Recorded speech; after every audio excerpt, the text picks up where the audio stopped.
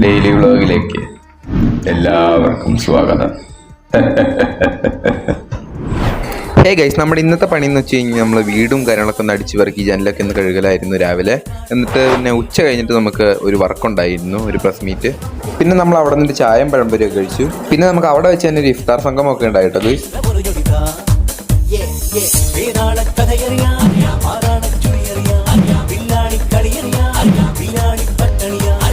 Guys, എന്നിട്ട് നമ്മൾ വീട്ടിലെത്തിയപ്പോഴത്തേക്ക് മുഖത്ത് ടാനൊക്കെ മാറാനായിട്ട് ഒരു ഫേസ് പാക്ക് ഉണ്ടാക്കിയിട്ടുണ്ട്. അത് ഇരിക്കുവാന്നുണ്ടെങ്കിൽ മുഖത്ത് തേച്ച് തരാമെന്ന് പറഞ്ഞിട്ട് അനിയത്തി പിടിച്ചിരുത്തി ഗൈസ്.